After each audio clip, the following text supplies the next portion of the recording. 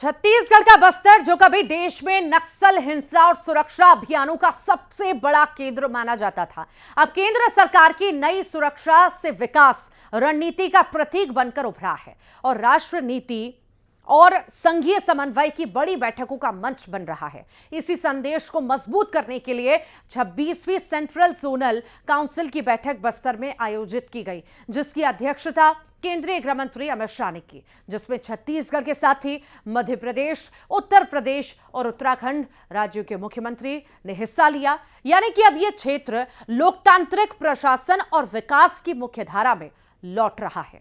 देखिए,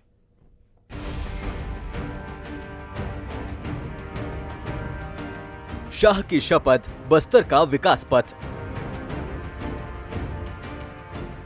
मैं आज यहां खड़ा रहकर सीना तान कर कह सकता हूं कि भारत नक्सल मुक्त हो चुका है। नक्सल मुक्त बस्तर मध्य क्षेत्रीय परिषद की बैठक। शाह का संकल्प पूरा, विकास का मॉडल तैयार। बस्तर एक नया सबेरा देख रहा है, विकास के रास्ते पर आगे बढ़ने के लिए संकल्पबद्ध हो रहा है। छत्तीसगढ़ के बस्तर जिले का जगदलपुर आज एक बेहद खास और ऐतिहासिक आयोजन का गवाह बन गया है। केंद्रीय गृह मंत्री अमित शाह की अध्यक्षता में मध्य क्षेत्रीय परिषद की 26वीं बैठक की गई। इस हाई प्रोफाइल मीटिंग में छत्तीसगढ़ के मुख्यमंत्री विष्णुदेव साय के अलावा मध्य प्रदेश के सीएम डॉक्टर मोहन यादव, उत्तर प्रदेश के सीएम योगी आदित्यनाथ और उत्तराखंड के सीएम पुष्कर सिंह धामी भी शामिल रहे। इसके अलावा इस बैठक में राज्यों के मुख्य सचिव समेत कई आला अधिकारी मौजूद रहे। बैठक के दौरान राज्यों के बीच प्रशासनिक समन्वय और नीतिगत मामलों समेत अलग अलग मुद्दों पर चर्चा हुई। इस बीच सबसे बड़ा सवाल ये उठता है कि आखिर इतनी अहम बैठक के लिए देश की राजधानी दिल्ली या किसी बड़े महानगर को छोड़कर बस्तर को ही क्यों चुना गया। इसके पीछे का संदेश साफ है कि जो बस्तर कभी नक्सलियों का गढ़ माना जाता था, वो अब पूरी तरह नक्सल मुक्त हो चुका है। और इस बैठक के जरिए केंद्र सरकार और छत्तीसगढ़ की प्रदेश सरकार ने पूरे देश को साफ संदेश दे दिया है कि बस्तर अब लाल आतंक से मुक्त है।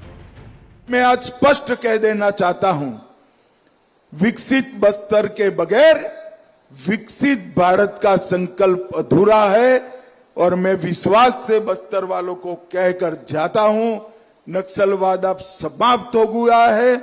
छत्तीसगढ़ सरकार और भारत सरकार की जिम्मेदारी है, आपका नुकसान जो 50 साल में हुआ है उसकी भरपाई हम तेजी के साथ यही 3-4 साल में कर आपको बाकी के देश के समकक्ष लाकर विकसित बस्तर का संकल्प हम पूरा करें। इस बीच आपको 5 बड़े कारण बताते हैं कि आखिर इस बैठक के लिए छत्तीसगढ़ के बस्तर को ही क्यों चुना गया। नक्सलवाद के खात्मे का कड़ा संदेश, विकास की मुख्यधारा से जोड़ने की पहल, छत्तीसगढ़ से दूसरे राज्यों का तालमेल, आदिवासी इलाके को विकसित करने का संदेश, निवेश के नए रास्तों पर फोकस। मैं 31 मार्च 2026 के बाद पहली बार बस्तर में आया हूं। यहां मध्य क्षेत्रीय परिषद की 26वीं बैठक थी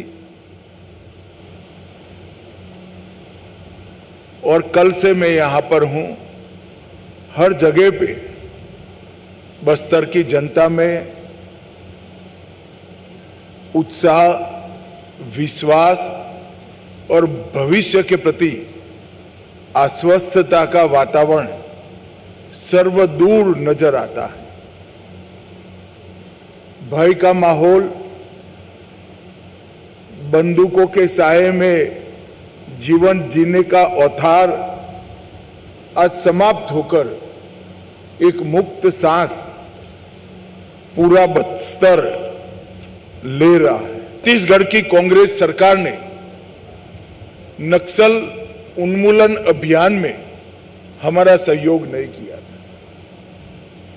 13 दिसंबर 2023 में यहां भाजपा सरकार बनने के तुरंत बाद हमने बस्तर में बचे हुए नक्सलवाद को समाप्त करने के लिए फिर से कवायद की। दूसरी तिथि 24 अगस्त 2024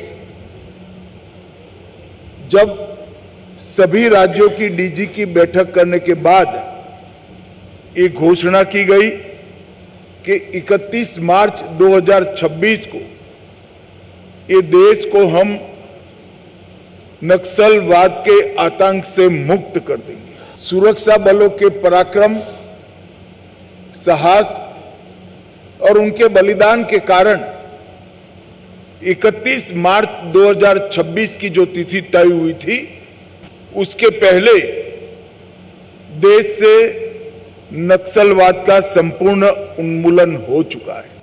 यहां पर गांव की डेयरी भी बनेगी और ये डेयरी में हर ट्राइबल महिला अपने पशु का दूध वहां पहुंचा पाएगी। यही सेवा डेरा का उपयोग कर हम बस्तर के हर आदिवासी नागरिक को एक गाय और एक भैंस देने वाले हैं, जिनके माध्यम से कोऑपरेटिव तरीके से वो अपना दूध पूरे भारत में मार्केटिंग कर पाएंगे।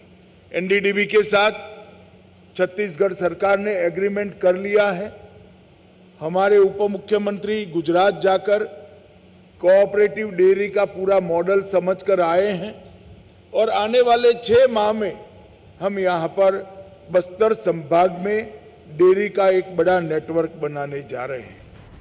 कभी नक्सलियों के गढ़ रहे बस्तर में केंद्रीय गृह मंत्री अमित शाह ने सेंट्रल जोन काउंसिल की मीटिंग से साफ संदेश दे दिया है कि अब बस्तर विकास के नए दौर में प्रवेश कर चुका है और जल्द बस्तर में होने वाले इस बदलाव से सबसे विकसित आदिवासी संभाग बनने वाले हैं।